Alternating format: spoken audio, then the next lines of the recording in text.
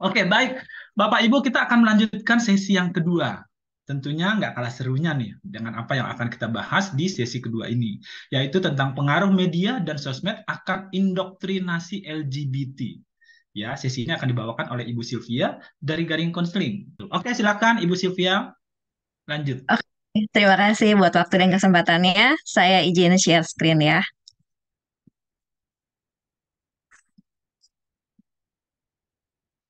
Oke, selamat siang rekan-rekan sekalian. Perkenalkan, nama saya adalah Sylvia Kurniawan. Saya mengambil MTH S2 Counseling di STT Reform Indonesia. Dan saat ini saya melayani sebagai full-time counselor di Gading Counseling and Empowerment Center. Nah, pada sesi kedua ini kita akan membahas sebuah topik yang cukup menarik nih, yaitu pengaruh media dan media sosial terhadap indoktrinasi LGBT. Sebelum mulai, saya mau ngajak kita semua buat kenalan dengan seseorang yang lagi viral banget belakangan ini. Perkenalkan, namanya Abigail Genef Arista Manuro. Kira-kira ada yang kenal nggak dengan orang ini? Kalau namanya agak asing, mungkin lebih kenal dengan nama bekennya, yaitu GG. Iya, ini adalah seorang remaja yang belakangan ini lagi viral banget dengan tagline-nya bercanda. Hanya karena dua patah kata itu aja dia bisa segitu viralnya. Nah, itulah yang ada di sosial media kita sekarang ini. Bahwa eh, hal-hal yang viral tuh gampang banget. Bahkan yang dalam tanda kutip bercandaan, yang dalam tanda kutip kurang berbobot justru jauh lebih viral dan jauh lebih mudah viral. Nah, selanjutnya saya mau kenalin rekan-rekan sekalian juga dengan seorang tokoh lainnya. Mari kita kenalan dengan Laras. Bu Sylvie yang di-share itu Ya, bukan screen yang di-share itu oh slide oke. Sorry, saya ulang share lagi ya. thank you. Sudah? Udah oke Bu. Udah, Bu. Oke. Oke, kita akan berkenalan dengan Laras. Mungkin ada yang pernah tahu, Laras ini dari Dear David, yaitu film di Netflix yang muncul di bulan Februari 2023. Nah, Laras ini menutup film dengan sebuah kalimat yang cukup menjadi pegangan buat orang-orang sekarang ini. Dia mengatakan, tidak seharusnya saya merasa malu ataupun bersalah. Saya adalah manusia muda yang punya gairah dan perempuan yang sedang jatuh cinta. Memangnya itu salah? Saya rasa enggak. Nah, konteksnya Laras ini membuat sebuah cerita di sebuah platform mengenai fantasi seksualnya terhadap teman cowoknya. Nah, tahu-tahu platformnya ini tuh diketahui temannya dan jadi booming. Nah, pesannya ini tuh seolah mau bilang kalau jatuh cinta dan cara Laras mengungkapkan atau mengekspresikan cinta itu nggak salah.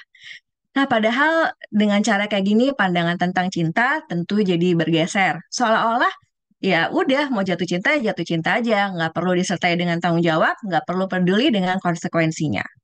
Nah, begitulah pandangan dunia ini sekarang ini tentang cinta. Mungkin kita berpikir, ah, itu kan cuma di film. Ya, siapa bilang? Ayo kita lihat.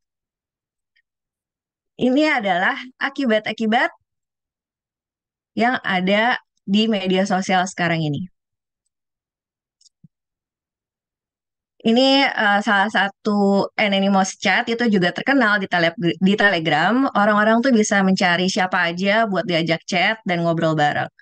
Dan melalui berita-berita ini, melalui potongan-potongan ini, kita bisa melihat bahwa hubungan seksual aja tuh udah nggak penting lagi dan dianggap ya biasa aja. Ini bahkan ada tiga bocah usia 8 tahun memperkosa anak TK sebanyak 5 kali. Dan ada yang dengan bangganya mengatakan umur 12 tahun udah nggak perawan dan mereka menikmati. Dan ada lagi yang bilang wajar kok usia 14 tahun sudah punya anak. 14 tahun.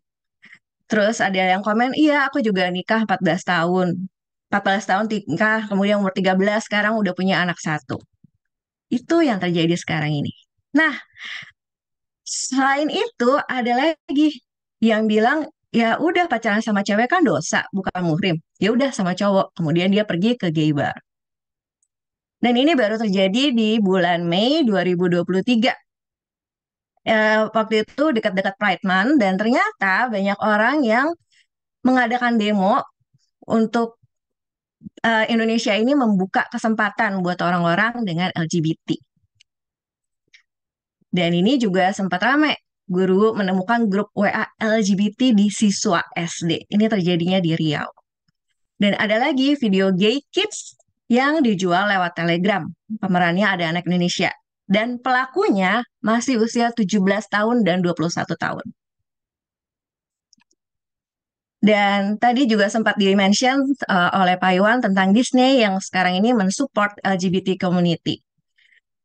Dan lebih jauh lagi, teman-teman, sekarang ini ada wacana bahwa transgender woman bisa hamil karena mau ada transplantasi womb atau rahim. Wah, semakin kacau ya. Dan sekarang ini ada juga kemarin di penjara wanita, seorang wanita diperkosa oleh transgender yang jadi rekan dalam selnya dia. Dan kemudian sekarang muncul istilah babies. Jadi orang tua itu nggak mau mengungkapkan anaknya tuh cewek atau cowok, tapi bilangnya itu gender netral. Jadi bilangnya babies. Biar nanti anaknya sendiri yang menentukan dia mau jadi cewek atau mau jadi cowok. Dan kemudian ada juga RuPaul's Drag Race. Kalau teman-teman tahu, RuPaul's ini adalah seorang gay, seorang cowok gay yang berpenampilan seperti wanita. Dan dia punya sebuah acara yang disebut dengan RuPaul's Drag Race. Dan acara ini ada sebuah website yang mengadakan research menunjukkan bahwa acara ini benar-benar di-stigmatize LGBT community. Artinya apa? LGBT community itu seolah-olah mendapatkan nilai yang positif, bahkan di-reinforce karena adanya acara ini. Dan yang terakhir, satu lagi.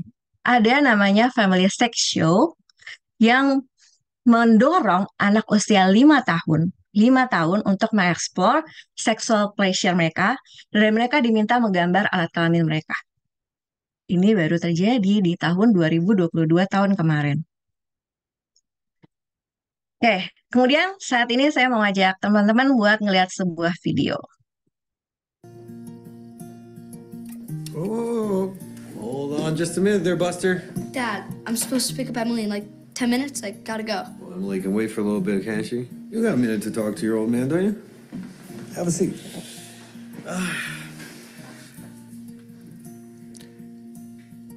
You know, son, you're not a kid anymore.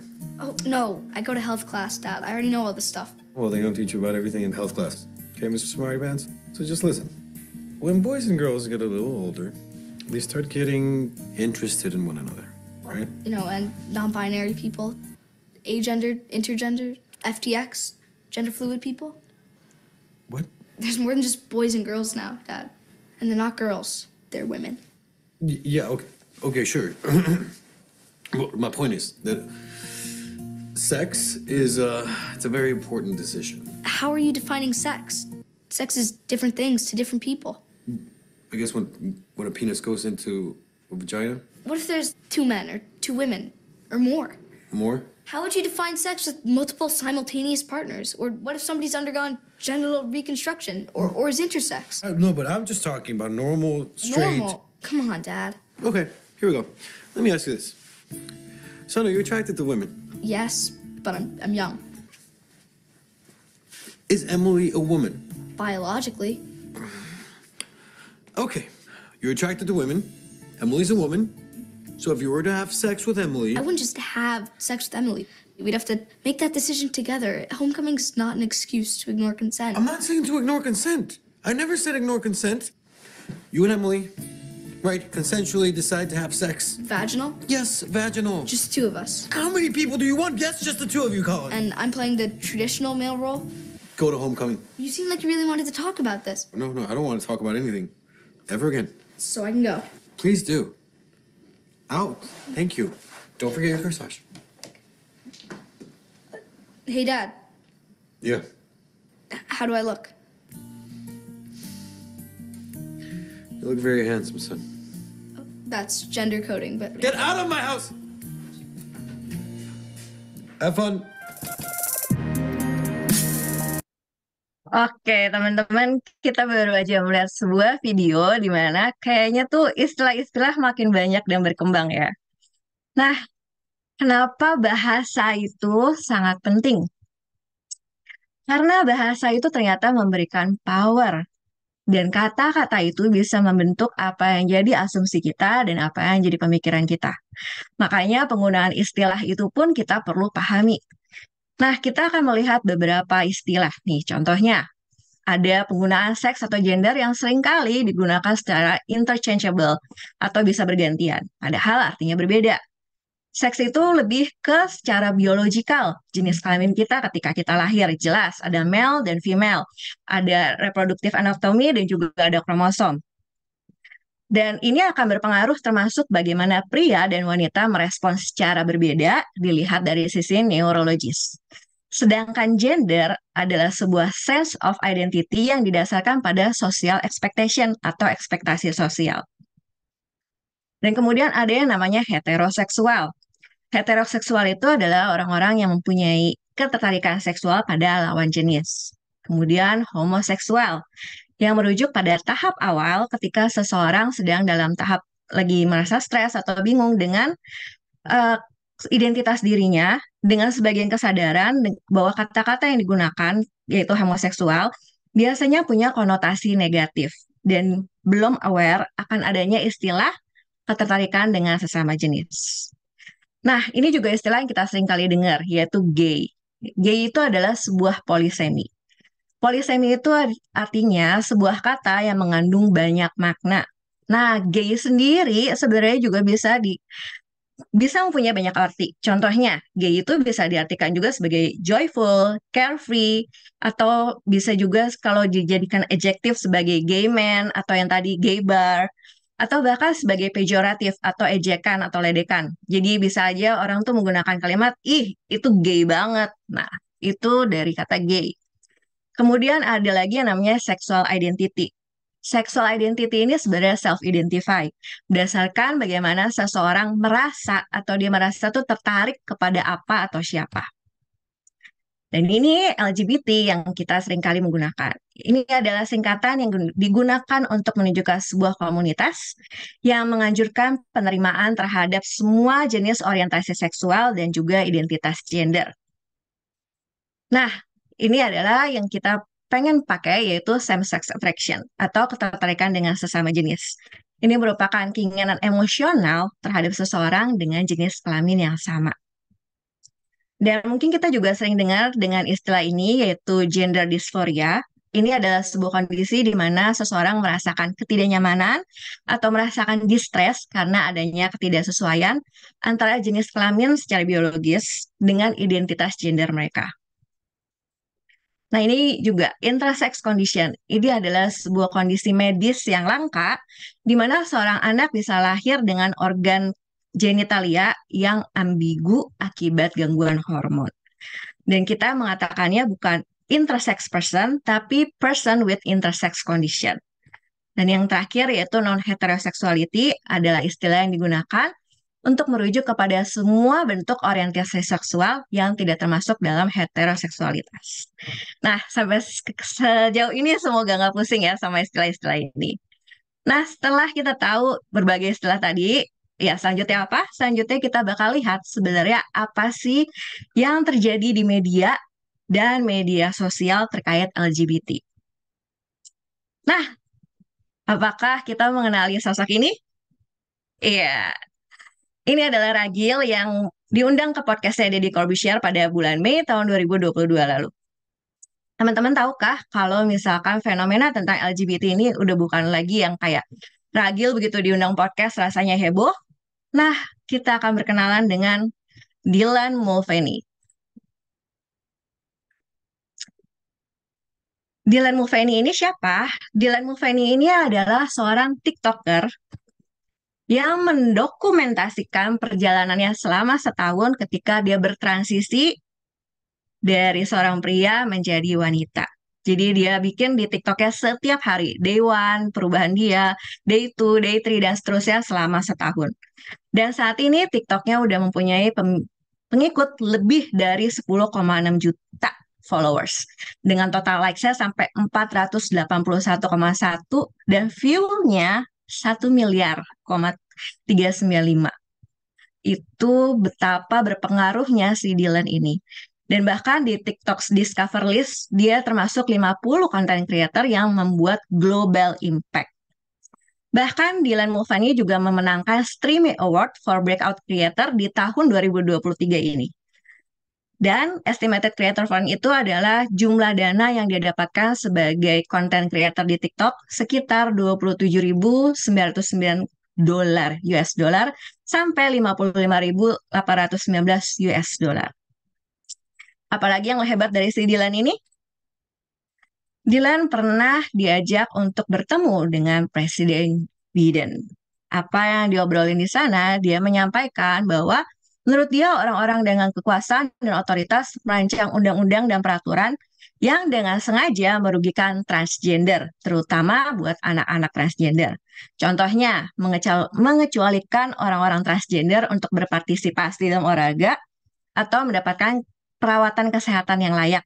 Dan beberapa orang yang transgender ini bahkan ingin menentukan di mana mereka bisa menggunakan kamar mandi.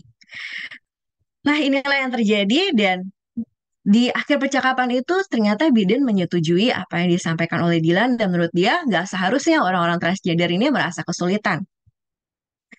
Nah, setelah pertemuan ini, apa yang terjadi dengan kehidupan Dylan? Dylan menjadi semakin kaya. Dia mendapatkan $1 juta hanya dari endorsement di tahun ini. Dan dia jadi promosiin berbagai macam merek yang terkenal. Dan setiap kali dia posting, dia bisa sampai dapat $50.000 US dollar. Jadi pendapatannya dalam setahun bisa nyampe $1 juta, 1 juta US dollar. Dan itu didapatkan dengan mudah. Dan dia mendapatkan peningkatan follower sampai 2 kali lipat dan pendapatan tahunannya lebih dari $10 juta dalam beberapa tahun. Jadi, dia adalah seorang influencer yang mempromosikan untuk menjadi trans, mempromosikan value tentang LGBT, dan masih dapat banyak duit juga. Nah, nggak hanya Dylan, ada lagi seorang influencer di TikTok, dan dia menargetkan anak-anak. Kita akan lihat sebentar ya videonya. Hey kids! Hi kids! I want to talk to the kids. Hey kids! Hi kids! Hey kids! Hi! It's good for children to see LGBTQ lives. Your parents screwed up. If you need a family, you can come hang out with me. Luar biasa bukan? If you need a family, you can come out, hang out with me. Bagaimana dia mengundang dan dia secara khusus menargetkan anak-anak.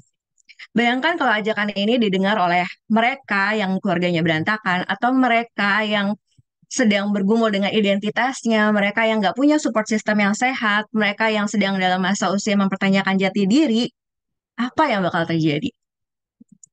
Dan semakin lama orang-orang juga semakin terbiasa untuk melihat konten LGBT maupun yang kayak tadi yang trans ataupun drag queen. Nah, di Swedia bahkan pemerintahnya memberikan $175.000 untuk mendanai drag queen story hours untuk anak-anak. Jadi mereka diundang ke perpustakaan atau ke sekolah, drag queen ini yang memberikan storytelling. Dan apa yang disampaikan pesannya? It's okay to be different versinya mereka. Dan nggak sampai di sini aja. Ada seorang di British yang cukup terkenal namanya Mylene Class. Dan dia tahun 2021 kemarin mengadakan pesta ulang tahun buat anaknya yang berulang tahun ke-10 tahun dengan tema RuPaul's Drag Race yang tadi kita sempat lihat beritanya juga. Jadi si Mylene ini menggunakan halamannya buat mereka ngadain pesta ulang tahun. Si Hero, ya, nama anaknya ini juga dikasih special cake dan juga bahkan menerima pesan yang spesial dari Drag Race UK Season 2 Queen, yaitu Bimini. Dan bahkan di dalam berita ini juga si Hero bilang kalau Bimini ini adalah idolnya dia. Coba bayangkan seorang anak usia 10 tahun mengatakan seorang drag queen adalah idolnya dia. Dan selain ini, kita pun tahu berbagai lagu yang populer ini. Lady Gaga, Born This Way. Gak peduli dia mau gay, straight, bi, lesbi, transgender, I'm on the right track. Kemudian ada Lowell, LGBT, yang disamakan dengan LOVE. Dan yang terakhir tentu kita sering dengar Angel Baby. Dan Troye Sivan ini sendiri mengatakan tujuan dia membuat lagu ini adalah supaya membuat love struck megapop gay power ballad. Nah, kita udah ngeliat sejauh ini, apakah masih ada lagi? Tentu, masih banyak lagi media yang digunakan. Gak hanya YouTube, TikTok, Iki, Netflix, bahkan ada platform yang namanya Gaga Ulala. Gaga stands for gay, Lala itu artinya lesbian. Dan ini adalah platform yang khusus fokus pada LGBT content. Platform ini dibentuk pada tahun 2016 dan bermula sebagai ASEAN Streaming Platform for LGBTQ. Dan sekarang jadi apa? Sekarang jadi the Global LGBTQ plus BL, yaitu Boys Love Streaming Platform. Perkembangannya tuh benar-benar pesat banget. Sekarang ini mereka udah punya lebih dari 1.600 judul film. Mereka bahkan udah memproduksi dan menjual lebih dari 60 film dan berpartnership dengan 30 streaming service lainnya. Dan pada tahun 2022 aja mereka udah punya member lebih dari 2,5 juta orang. Dan tersebar di 235 negara.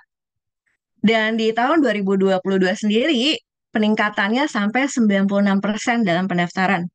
Dan pengguna aktifnya lebih dari 1 juta dalam bulanan. Dan mereka mendapatkan peningkatan 218% dalam jumlah waktu menonton. Dan itulah hebatnya si Gaga Ulala, dan itu 2022. Pas 2020 ketika pandemi, inilah yang terjadi. Pertumbuhannya juga sangat-sangat pesat.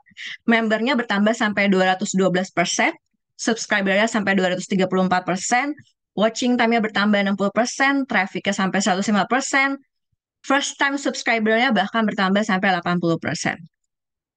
Itu baru film.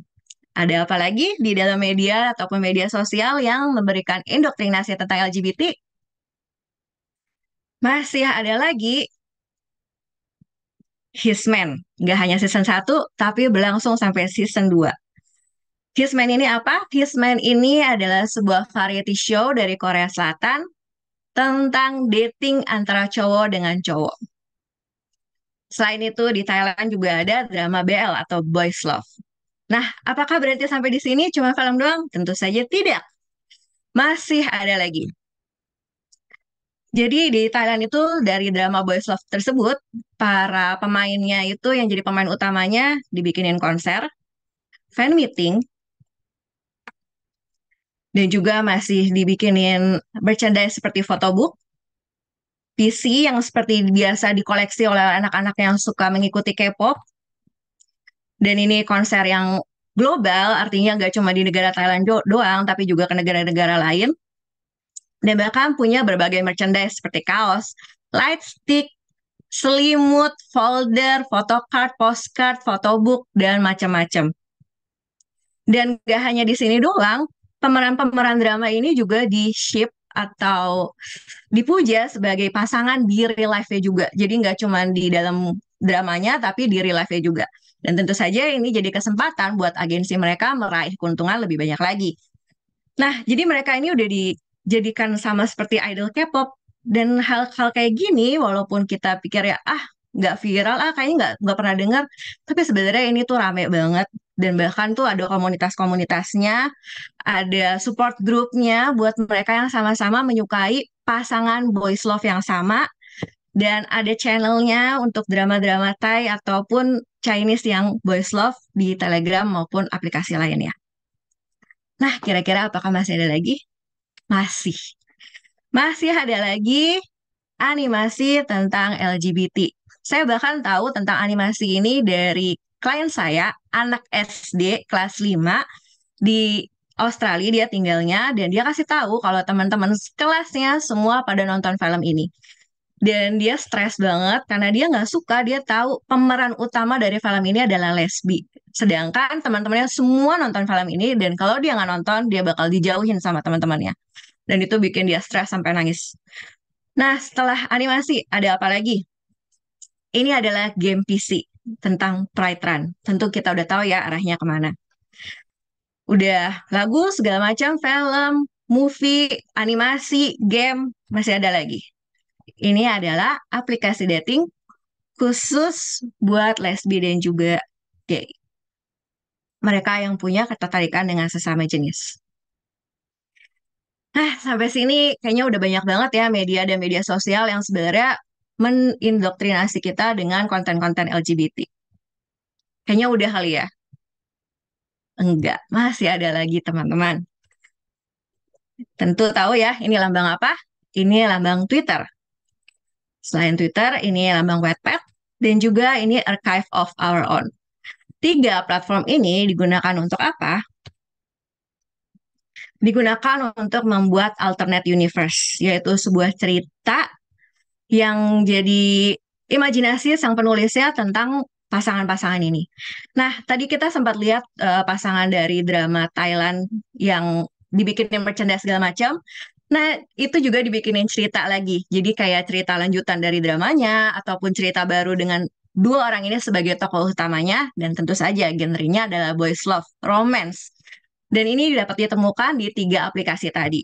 Tapi masalahnya nggak cuman hanya yang tadi, yang memang jelas-jelas bermain di boys love, tapi bahkan idol K-pop pun dibikinin cerita alternate universe. Nah, yang di pojok kanan bawah ini adalah anggota boyband BTS yang dibikinkan cerita romantis tentang mereka berdua. Jadi itu bener-bener amazing banget perkembangannya. Bahkan nggak hanya itu aja. Jadi ini tuh bikin alternate universe-nya aja nggak berlaku hanya di platform digital, bahkan benar-benar dicetak sampai buku buat dijual. Nah, satu lagi ya teman-teman. Oke, sebentar.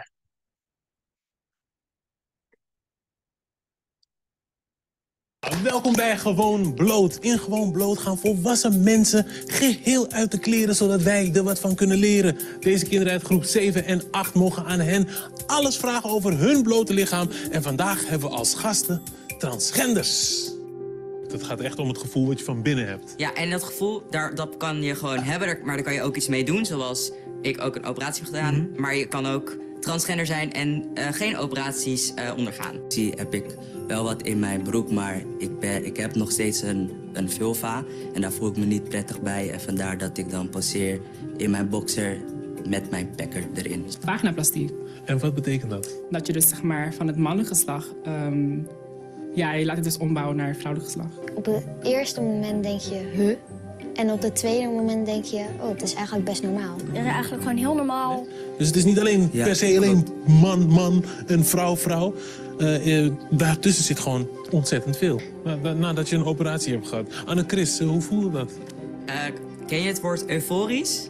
Nee. Oké, dat is echt heel blij. Echt heel blij. Ik werd wakker en ik wist dat ik geen borsten meer had, dat het plat was, dat het was zoals ik altijd heb gewild, zoals ik me van binnen voel. Ik was echt tot plafond, zeg maar door het plafond vrolijk gewoon. Het is een soort van dat je vliegt. Ja. Ja, je bent dan gewoon super blij. En Dat wil ik ook. Misschien.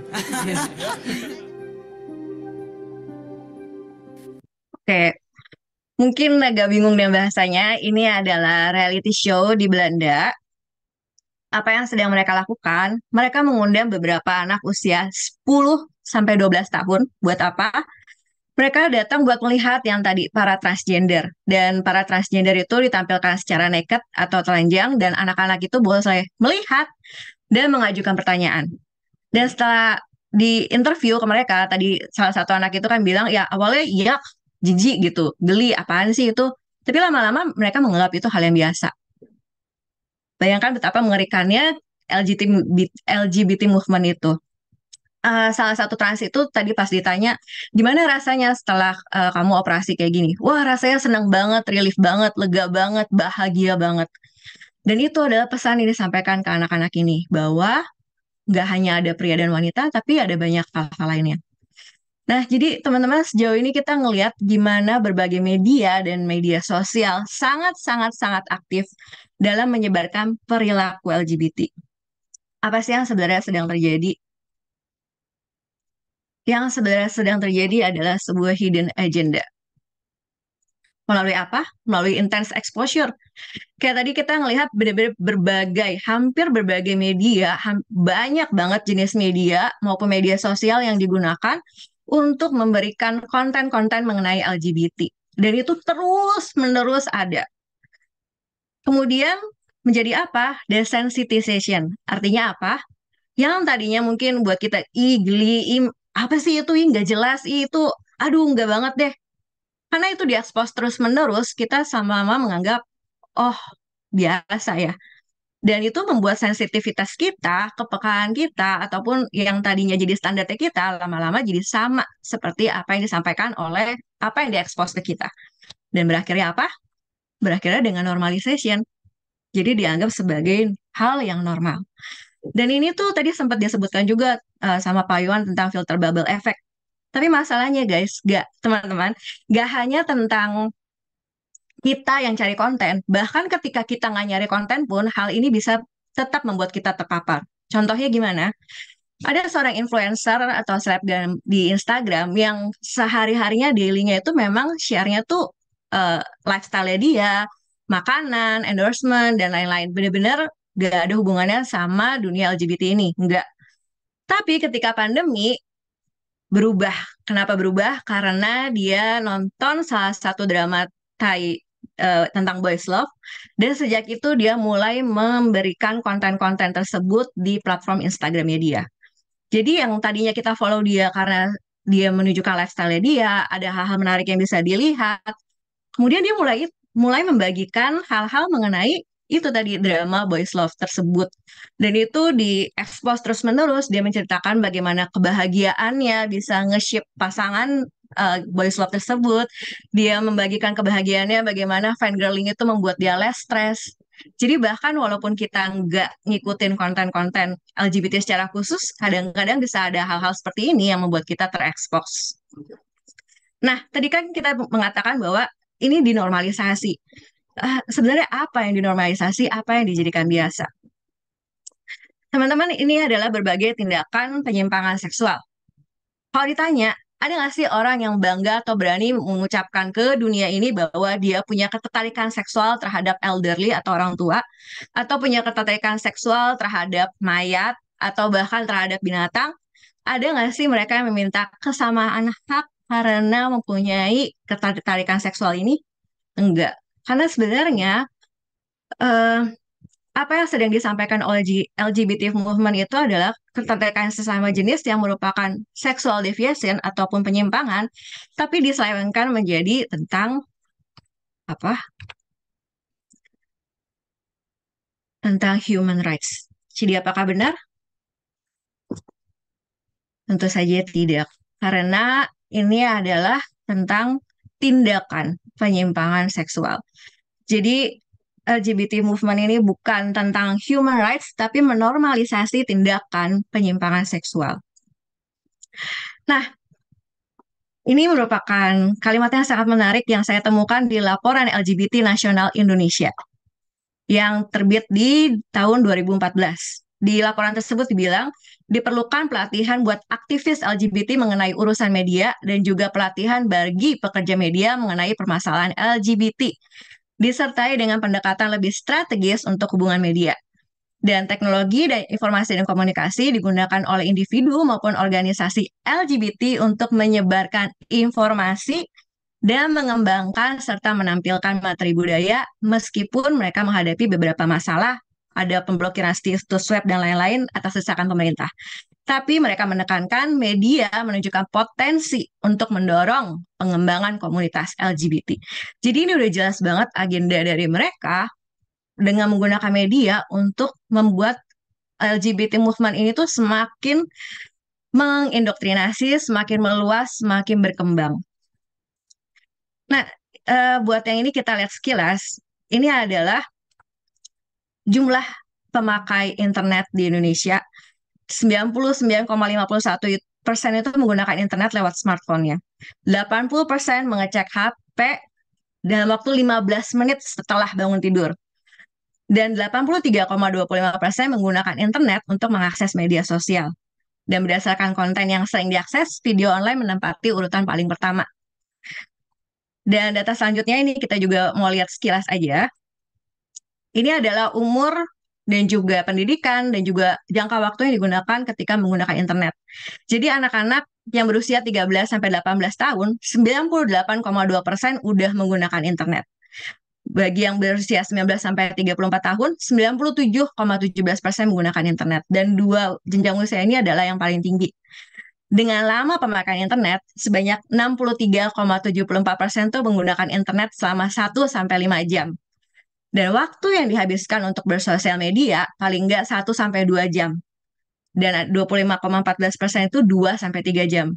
Jadi data ini tuh mau bilang apa? Data ini tuh mau bilang, ini loh segini banyaknya waktu yang kita habiskan buat internet, buat sosial media, dan banyak yang pakai. Dan ini salah satu cara movement tadi mengindoktrinasi agenda mereka lewat media, dan waktu yang kita habiskan buat media segitu banyaknya. Nah, artinya apa? Artinya semakin tinggi juga kesempatan untuk terpapar dengan konten-konten terkait LGBT movement. Dan terpaan media yang secara simultan akan memberikan gambaran dan juga pengaruh pada persepsi pengguna media sosial. Dan gak sedikit hasil penelitian dan studi yang menunjukkan bahwa seseorang bisa tertarik dan join dalam LGBT movement termasuk aktivitasnya karena terpengaruh oleh media sosial. Nah, ini adalah core konsep yang kita perlu pahami mengenai stages of awareness dari stages of awareness ketika seseorang bertemu atau punya feeling tentang homosexual feelings. Nah, yang pertama yang pasti muncul adalah psychological unacceptance. Tadinya tuh dia nggak bisa nerima. Ini perasaan apa sih ini? Ini tuh berbeda dengan apa yang dia tahu selama ini. Ini berbeda dengan value-value dia selama ini. Jadi buat dia tuh ini tuh masih sulit untuk diterima. Dan kemudian ditambah lagi dengan perasaan dia yang mungkin dia juga ngerasa nggak fit dengan sekitarnya. Dia ngerasa bingung, dia ngerasa nggak cukup baik. Nah, ditambah lagi ada underlying factors. Dan ini adalah sesuatu yang subconscious, artinya tidak terlalu disadari. Dan kemudian setelah melewati itu, setelah stages pertama akan muncul first transition. Dalam first transition ini, apa yang tadinya unconscious, mulai masuk ke conscious level, mulai disadari. Ketika mulai disadari, muncul cognitive acceptance. Artinya apa? Artinya seseorang mulai menerima, oh kayaknya aku punya perasaan homoseksual nih, kayaknya aku punya ketertarikan sama sesama jenis nih. Tapi di saat ini dia juga masih mulai bingung, walaupun secara kognitif dia terima, tapi ya dia tahu secara value-nya dan lain-lain tuh masih belum bisa terima. Nah, sebelum masuk ke second transition, apa yang terjadi di second transition ini, dia akan mulai mencari dukungan. Gimana caranya? Dia akan mencari dukungannya di internet. Dan ketika dia mendapatkan dukungan tersebut, maka sampailah dia ke stage 3, yaitu psychosocial acceptance. Dan 3 hal ini hanya muncul bila ada perasaan yang gak enak, disturbing, yang muncul ketika dia mempunyai perasaan ketertarikan dengan sesama jenis. Jadi contohnya, kita tuh pasti punya rasa tertarik dengan sesama jenis, kayak misalnya saya, lihat Gal Gadot yang keren, yang elegan banget. Nah, itu salah satu contohnya ketertarikan sesama jenis. Tapi kalau misalkan setelah itu muncul disturbing feelings yang gak biasa, nah maka stages-stages ini bisa muncul. Nah, kita akan lihat lebih jauh sedikit lagi ya. Nah, kita semua pasti punya early childhood experience, pengalaman masa kecil, dan itu salah satunya attachment issue. Dan ini dibentuk oleh pengalaman pas masa lalu, dinamika dengan keluarga, dan juga social condition. Ini adalah underlying ethological factors atau hal-hal yang ada di bawah tadi yang subconscious itu yang akan mengkontribusi terhadap konsekuensi non-seksual dari non-heterosexuality yang tadi, yang selain heteroseksual. Dan ini akan membawa kemana? Anggap setelah dia mengalami semuanya ini, dia ada di posisi A. Nah, ini adalah di posisi A di mana dia pertama kali menyadari bahwa dia punya perasaan ketertarikan terhadap sesama jenis atau punya perasaan atas gender dysphoria. Kemudian, jika dia mulai mencari naratif atau ideologi kayak tadi, kamu memang terlahir seperti ini, itu adalah hal yang natural, Tuhan tuh menciptakan kamu seperti ini. Itu akan membuat yang namanya cognitive dissonance, yang artinya ada perbedaan atau gap antara apa yang dia pikirkan, apa yang jadi value-nya dia dengan apa yang dia dapat. Nah, setelah itu apa yang terjadi? Ketika udah mulai muncul dissonance, kan pasti gelisah. Ketika gelisah, dia mulai mencari cara untuk membuat dia tenang. Jadi dia ngapain? Dia mencari dan tanda kutip pembenaran, yaitu dengan mencari atau membaca orang-orang yang merasa punya perasaan yang sama kayak dia dan mengidentifikasi diri sebagai orang yang ada di posisi tersebut. Dan apa yang terjadi? Ini adalah orang-orang yang self-identify, yaitu mengidentifikasinya dirinya sendiri sebagai LGBTQ dan lain-lain, dan juga being open about it, bahkan hidup sebagai orang-orang dengan tindakan LGBT tadi. Tapi bisa juga dari A ini sampai ke C, yaitu dia mempunyai pengalaman atau perasaan non-heteroseksual tadi, tapi tidak mengidentifikasi diri sebagai LGBTQ. Nah, kenapa ini semua bisa terjadi? Nah, itu bisa dilihat dari yang tadi, early childhood, attachment issue, dan lain-lain. Nah, kita akan melihat risk factor tersebut. Yang pertama, unhealthy attachment style. Itu apa? Jadi attachment style itu ada 4 macam. Yang pertama secure. Secure itu yang merasanya aman. Secure itu adalah orang-orang yang mempunyai relasi yang baik dengan orang tuanya, mempunyai positive view atau pandangan yang positif tentang dirinya sendiri, dan juga dengan orang lain, dan juga orang yang independen. Kemudian ada yang anxious. Anxious itu adalah orang-orang yang punya pandangan yang negatif tentang dirinya sendiri, tapi pandangan positif tentang orang lain. Dan dia orang yang dependen, takut kehilangan relasi.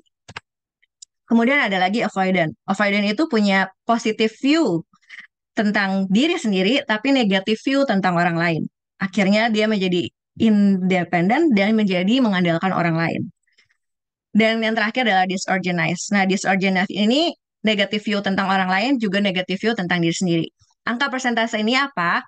Yang bagian atas ini adalah angka persentase jenis attachment style bagi yang heteroseksual.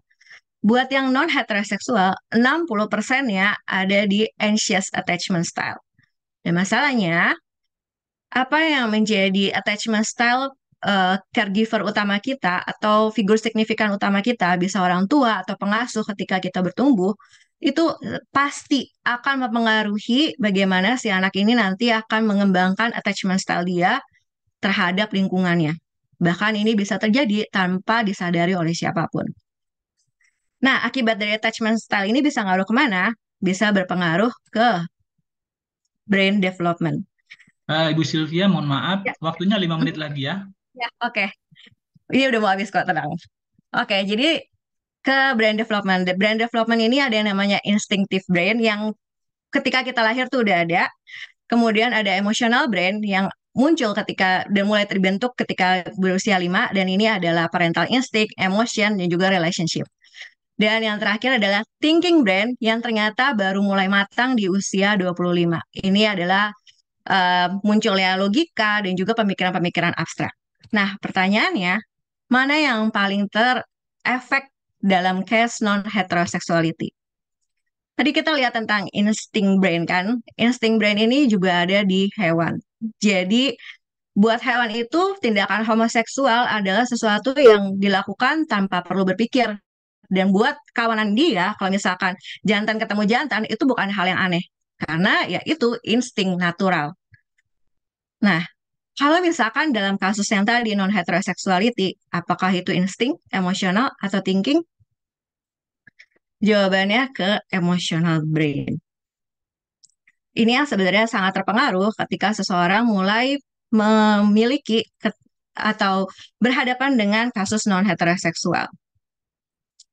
Nah, ini perbedaan antara afirmasi yang sebenarnya terjadi di dalam media sosial. Padahal yang dibutuhkan tadi kan secara emotional brain yang hanya dapat disediakan oleh parents, orang tua, professional mental health, religious community.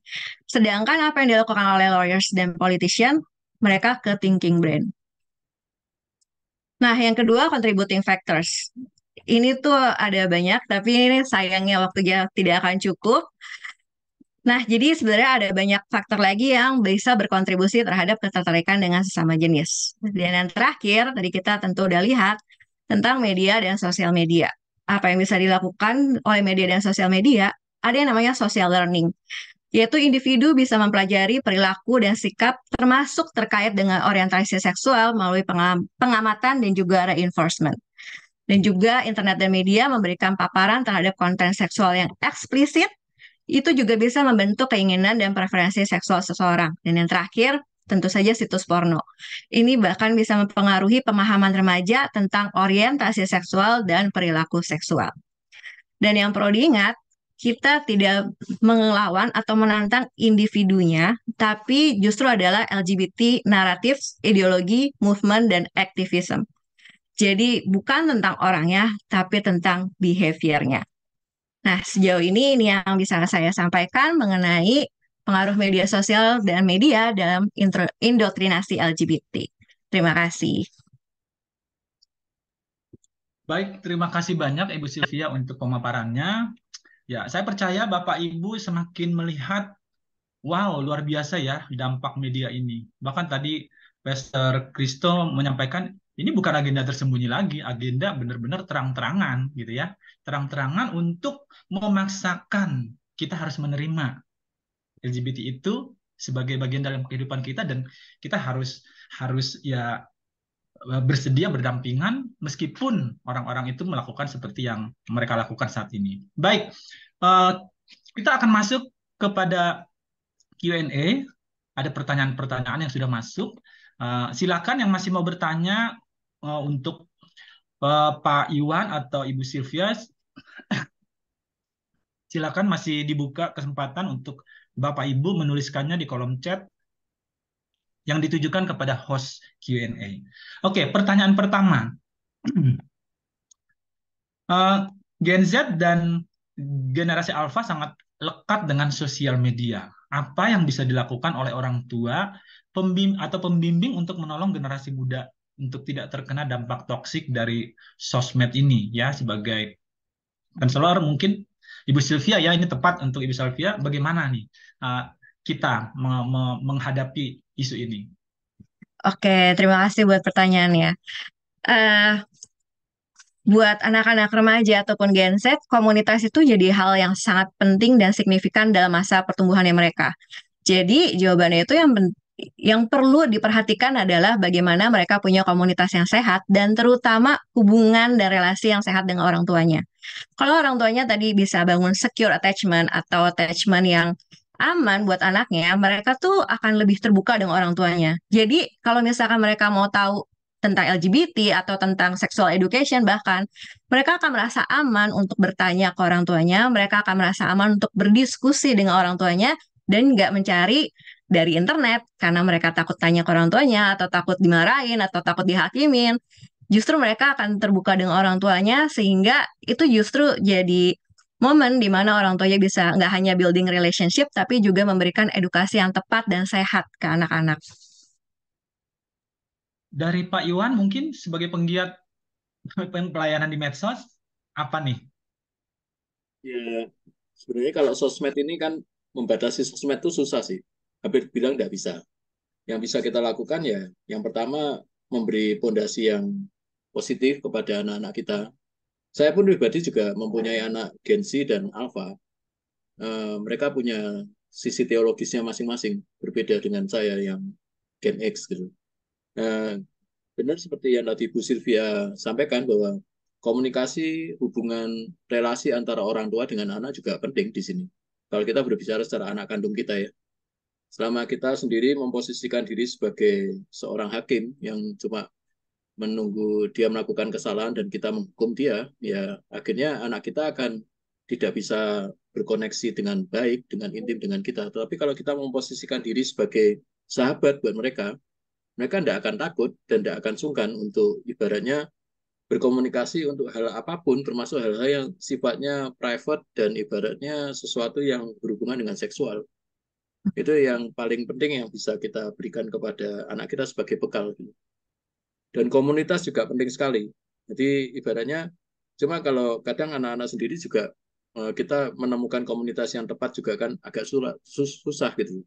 Dan sekarang dari gereja juga belum tentu dari gereja-gereja juga mempunyai komunitas yang siap untuk menampung anak-anak kita. Gitu. Jadi saya rasa sih dari peran orang tuanya yang paling penting di sini dan hubungannya yang tadi seperti Bu Silvi sampaikan. Ya, betul sekali ya. Kita tidak bisa membendung media sosial ini untuk anak-anak kita menerimanya. Jadi memang harus fondasinya ya yang dikuatkan supaya mereka bisa memilah mana yang bisa saya konsumsi, mana yang tidak. Oke, kita akan masuk ke pertanyaan berikutnya.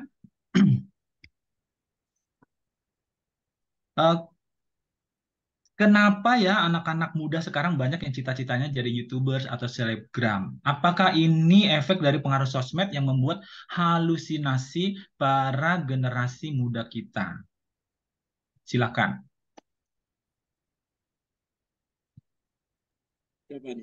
Coba ya, saya kasih masukan ya. Ya, satu dari peran algoritma itu juga mempengaruhi sih. Kan kita lihat tuh banyak flexing-flexing yang dilakukan oleh para influencer. Hidupnya enak gitu kan. Kemana-mana ibaratnya dibayarin kan. Bukannya bayar tetapi dibayarin, terus dapat income yang gede gitu kan. Kita sering juga dapat kadang lewat di reel saya itu untuk endosan dari si A, si B, si C gitu kan. Itu berapa gitu, satu konten berapa. Nah, itu salah satu motivasi yang ibaratnya buat anak-anak muda melihat bahwa itu peluang buat buat untuk kesejahteraan secara sosial kehidupannya mereka gitu. Itu salah satu yang memicu mereka. Dari algoritmanya dari sosial media masuk ke dalam algoritmanya pemikirannya kita masing-masing. Ya seperti yang tadi istilahnya itu eco filter bubble. Seperti itu. Jadi kalau secara psikologi mungkin Bu Sylvia bisa lebih ngasih masukan yang lebih mantap sih. Kalau dari pengamatan saya dari sosial media seperti itu. Oke, mungkin kalau dari saya boleh sedikit menambahkan, generasi sekarang tuh udah terkenal dengan istilah generasi strawberry. Yang kayak kelihatannya keren tapi tuh gak rapuh gitu. Jadi mereka sangat membutuhkan instant gratification. Kan ngelihat influencer itu tuh kayaknya hidupnya tuh enak banget, cuman cuap-cuap, bikin konten kayak gini gitu, tahu-tahu dapat duit, tahu-tahu terkenal gitu. Jadi seolah-olah hidup tuh kayak mudah banget dan itu yang bikin mereka semakin apa ya? eh semakin pengen jadi kayak gitu, nggak lagi menghargai proses atau kerja keras untuk mendapatkan hasil, tapi ya udah yang penting cepet dapat nih, ada yang instan, ada yang gampang, kenapa enggak gitu.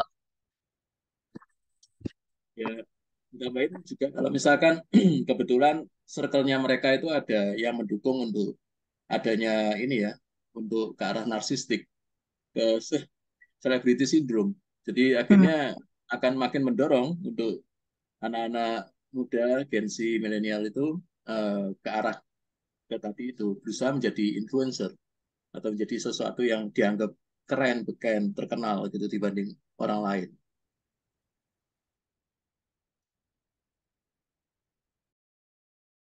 Ya, silakan Arnold untuk baca.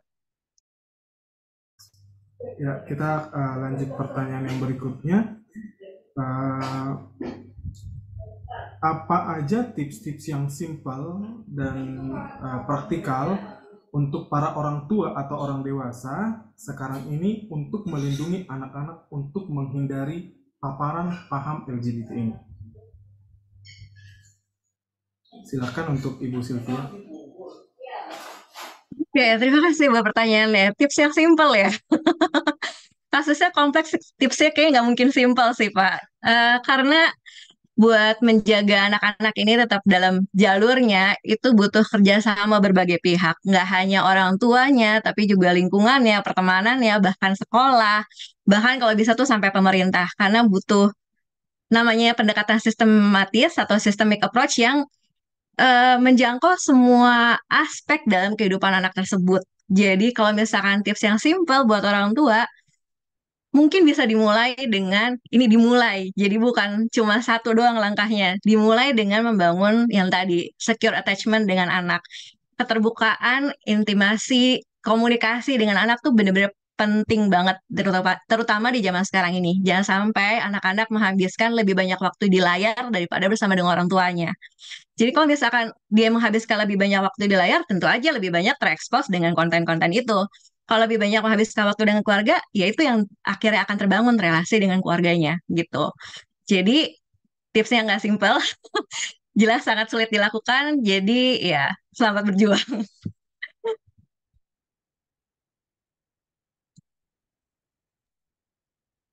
Dari Pak Iwan ada atau langsung ya? Silakan dari Bu Sylvie tadi menjawab, cukup menjawab. Oke, baik. Ini ada pertanyaan menarik nih. Fenomena ini kan kebanyakan ada di luar negeri. Kita kan masih tinggal di Indonesia yang masih tabu dan anti banget sama LGBT movement. Ya, kurang banyak di berselancar di medsos nih kayaknya ya.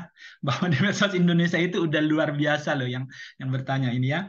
Nah, pertanyaannya, seberapa perlu sih saya perlu mengedukasi keluarga dan anak dan ponakan terhadap bahaya sosmed yang salah satunya kartun yang disisipi indoktrinasi LGBT? Ya, saya dulu ya, Bu Sylvie. Izinkan saya dulu.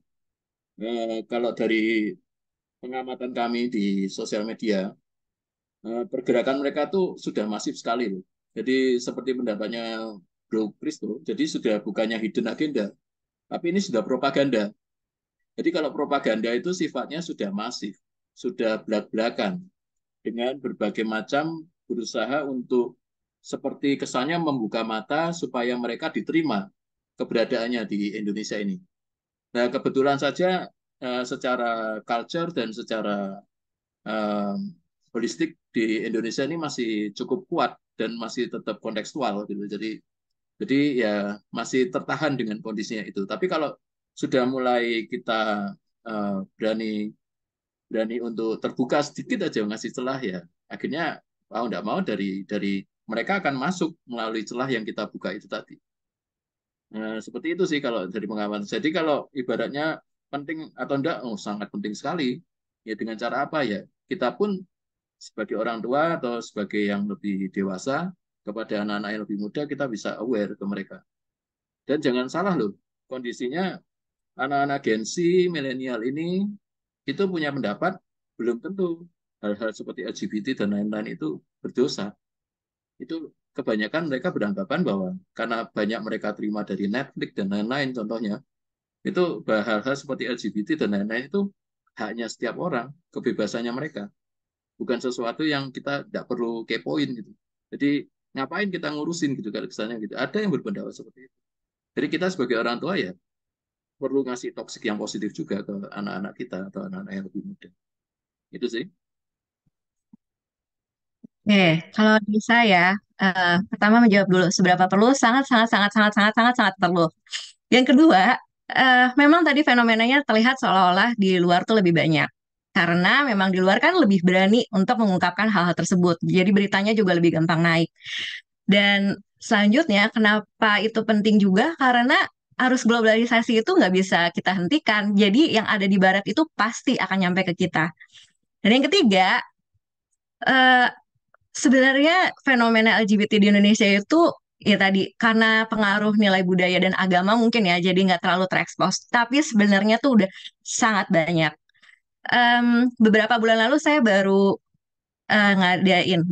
baru ngadain seminar di sebuah sekolah internasional Kristen dan menyebut tentang LGBT, dan anak-anak itu anak-anak SMA sangat-sangat terbuka tentang LGBT. Mereka mendukung, mereka bahkan bilang, loh, Tuhan kan mengasihi semua orang, kenapa nggak mengasihi LGBT?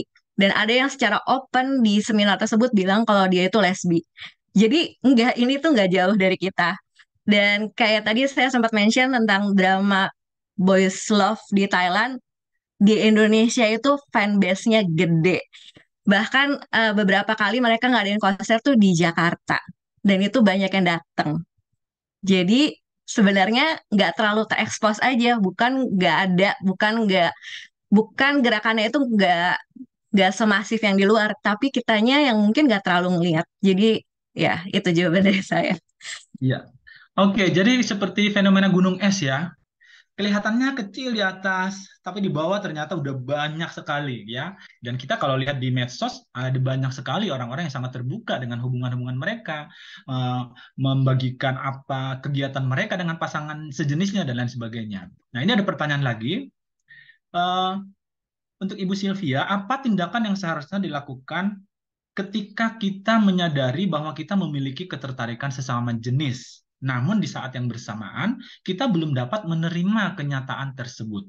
Apakah kita semestinya tetap menerima kenyataan tersebut, perasaan itu, atau terus berusaha meyakinkan diri bahwa itu ada hal yang sangat salah? Silakan, nanti selanjutnya Pak Iwan juga boleh jawab ya dengan pengalamannya. Oke, pertama terima kasih buat pertanyaannya dan juga keterbukaannya untuk menanyakan hal tersebut. Kalau saya boleh menyarankan, mungkin ini sekalian promosi jadinya, mungkin boleh konseling. Karena perlu tahu dulu nih yang dimaksud dengan punya perasaan tertarik itu tuh seperti apa. Dan yang tadi sempat saya mention juga bahwa ada underlying factors-nya kan. Ada banyak hal yang akan contribute ke perasaan tersebut yang membuat kita merasa terganggu, yang membuat kita ngerasa, aduh ini perasaan apa sih? Ini sebenarnya benar atau enggak? Ini boleh diterima atau enggak? Nah, itu yang perlu kita gali dulu. Sama seperti tadi kan, LGBT yang kita sedang berusaha jangkau itu adalah orangnya. Dan kita bukan menentang orangnya, kita menentang movementnya, aktivitasnya, ideologinya. Jadi sama seperti itu yang kita approach pun adalah orangnya secara personal, secara individu. Yang kita lihat tuh adalah fokusnya ke individunya, bukan ke movementnya, bukan ke yang lain-lainnya. Jadi kalau misalkan punya support system yang kuat, yang sehat, itu juga akan sangat menolong. Tapi kalau bisa datang konseling akan lebih baik lagi. Thank you. Oke, jadi itu ya. Dan untuk menjawab itu juga nanti yang bertanya silahkan tetap stay sampai nanti sesi keempat karena ada pengalaman-pengalaman dalam pelayanan TLC dengan isu ini. Nah, silakan Pak Iwan, maksudnya dengan pengalaman melayani di ID Clear ya, bukan pengalaman Pak Iwan yang KSJ, bukan ya. Soalnya tadi saya salah ngomong nih gitu ya. Silakan. Saya sempat bereaksi tadi itu. Justru itu. Yes. Sebelum saya jawab, saya ingin nambahin yang jawaban yang pertanyaan sebelumnya. Mungkin yang bertanya itu mungkin bisa follow I Declare, lihat-lihat kontennya yang di I Declare. Kita banyak angkat tentang realita-realita fenomena mereka yang sedang bergumul di dunia LGBT, dan beberapa ada yang DM kami, dan kami angkat jadi konten. Jadi itu sebenarnya fenomena itu banyak sekali ada di Indonesia, saudara. Oke, terus yang tentang kedua ini, yang kalau yang tentang ketertarikan, ya entah bro atau sis ya, bro and sis saya tahu kalau kondisinya bahwa kondisi saat ini itu berat, atau mungkin spektrumnya memang kalau di dunia begini kan banyak ya, biasnya itu banyak dan arahnya banyak. Cuma yang pertama saya ngomong kalau Tuhan Yesus sayang sama kamu, ya, jadi dia juga pasti mau mendampingi kalian untuk kembali mengerti apa yang dikehendaki oleh Tuhan kita, ya bisa hubungi konseling seperti ke Bu Sylvia atau teman-teman dari Gading Konseling. Dan yang paling penting, berkomunitaslah dengan yang punya support system seperti yang Bu Sylvia itu. Kemana? Ya, Indo-TLC salah satunya. Jangan ragu dan sungkan untuk menghubungi teman-teman di Indo-TLC yang ibaratnya kepingin transform. Itu Roh Kudus yang ada di dalam hatimu itu sudah menggerakkan. Kalau kamu itu sudah disentil, ada sesuatu yang salah dengan apa yang kamu lakukan. Kalau Tuhan Yesus lewat Roh Kudus sudah menyentil kamu, sudah saatnya kamu juga bereaksi gitu, dengan melakukan tindakan nyata. Seperti apa? Hadir di konseling atau berkomunitas dengan Indo-TLC. Di Indo-TLC juga ada konseling juga, Bro Bastian juga salah satu konseling juga kalau misalkan langsung menghubung dengan Indo-TLC. Kok saya jadi promosi Indo-TLC? Lanjut. Apa-apa, Pak. Oke, ini pertanyaan yang seringkali jadi apa ya, membingungkan orang sebenarnya untuk bagaimana dengan teman-teman yang kuliah di psikologi bisa menjaga standpoint kekristenan di mana di psikologi sudah tidak disebutkan LGBT itu sebagai penyimpangan tetapi sebagai suatu alternatif seks. Bagaimana bisa kita mengimplementasikan firman Tuhan tapi tetap bisa profesional dalam dunia psikologi? Ya, mungkin silakan nih yang ngambil kuliah-kuliah psikologi ya. Ini saya udah nggak sabar nih buat jawab yang ini. Karena sebenarnya ini salah satu bagian yang masuk ke bahan, tapi karena waktunya terbatas, saya nggak bisa masukin. Jadi sebenarnya ada historinya kenapa homosexuality itu sampai dikeluarkan dari DSM. Jadi kan kita tahu kan semua sepakat bahwa homosexuality itu akan dikeluarkan dari DSM-3. Jadi sejak DSM-3 tuh udah nggak ada lagi. Tapi sebenarnya ada sejarah yang tidak diketahui orang. Sama kayak yang tadi, yang benar itu jarang kan viralnya. Nah, yang benar itu sebenarnya ketika DSM-3 itu mau dibuat, ada gerakan dari Homosexual Task Force. Jadi mereka membentuk sebuah organisasi gabungan dan mereka menekan semua psikiater yang menentang homoseksuality dikeluarkan dari DSM. Jadi itu bukan dikeluarkan atas dasar adanya atas dasar ilmiah atau penelitian, enggak, tapi justru karena orang-orang ini yang punya LGBT movement ini menekan, mengintimidasi setiap psikiater dan akhirnya ya selama ini yang jadi hasil-hasil ilmiah itu hasil-hasil penelitian jadi kayak di cancel kan sebenarnya ketika mereka mengeluarkan homosexuality dari DSM. Jadi itu sebenarnya yang terjadi. Jadi bukan bukan atas dasar ilmiah, tapi itu udah ada unsur politiknya ketika homoseksuality dikeluarkan dari DSM. Gitu.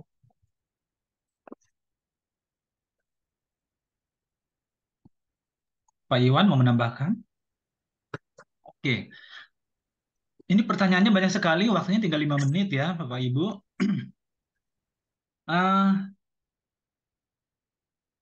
eh, Bagaimana menolong anak-anak atau rekan yang telah ini luar biasa kalimatnya ya, terserang, terjangkit pergaulan dan paham tentang LGBT.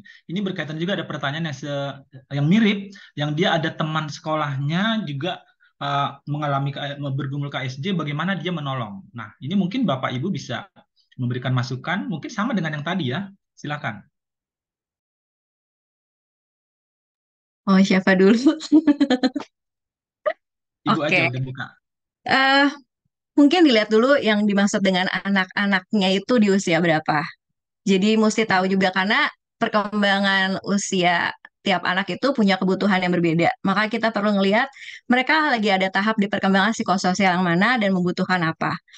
Dan biasanya anak-anak itu mereka tuh belum punya prinsip atau value yang kuat, yang kokoh tentang identitas diri mereka kan. Jadi kalau dibilang punya kecenderungan ke sana, atau jadi tertarik ke sana, atau sampai terjangkit, sebenarnya tuh value-nya atau yang dia butuhkan tuh komunitasnya.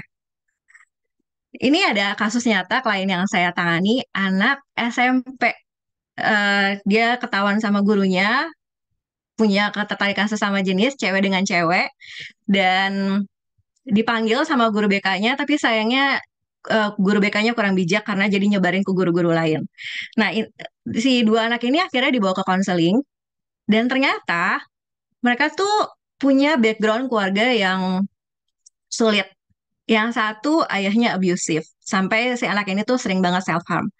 Yang satu lagi orang tuanya tuh nggak pernah present, nggak pernah hadir dalam hidupnya, jadi dia juga sangat kesepian. Jadi dua-duanya ini saling menemukan komunitas, saling menemukan penghiburan dari ya sesama teman ini.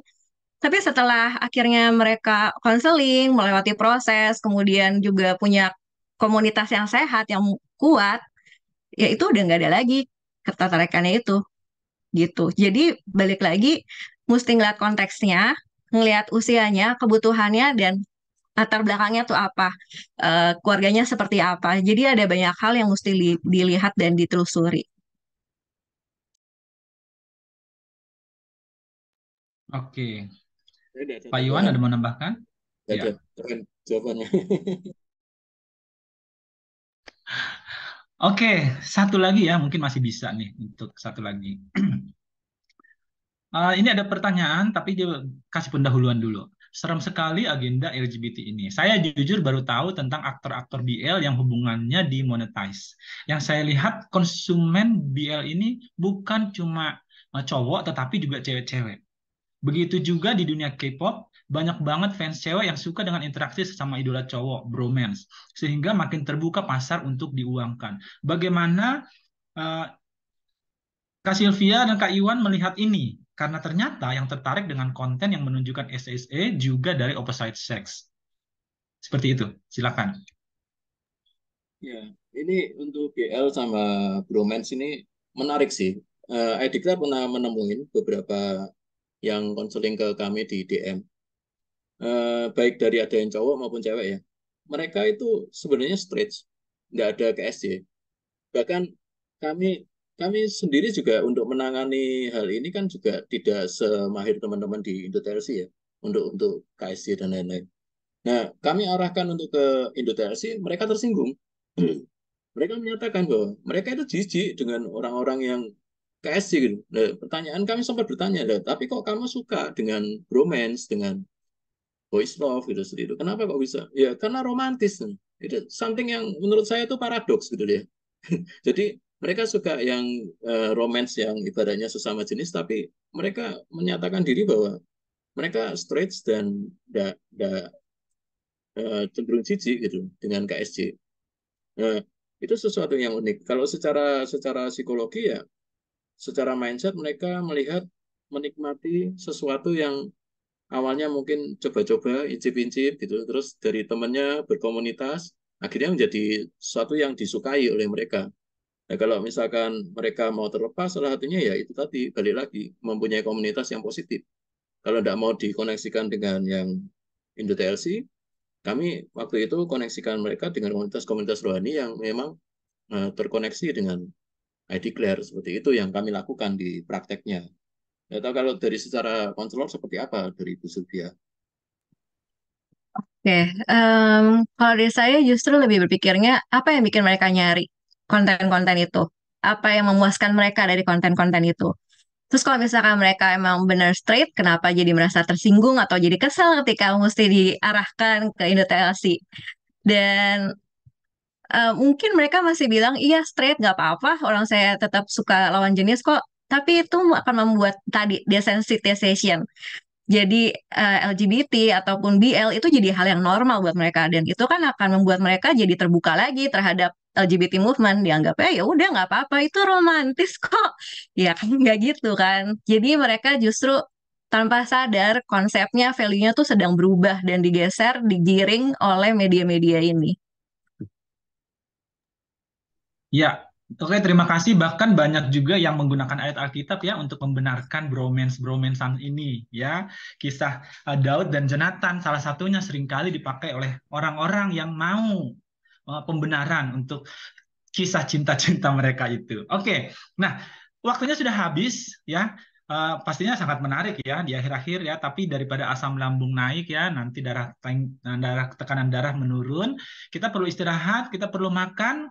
Tapi jangan lupa untuk nanti bergabung lagi jam berapa ya? Jam 1 kurang sorry bentar. Arnold bisa tolong. Tapi teman-teman kalau ada rekan gereja misalnya yang wah untuk diundang nanti untuk di sesi 3 dan 4 silahkan loh, masih terbuka silahkan supaya semakin banyak orang yang terpapar dengan informasi ini sehingga kita cakap atau punya skill untuk melayani mungkin jemaat di gereja, teman dan lain sebagainya.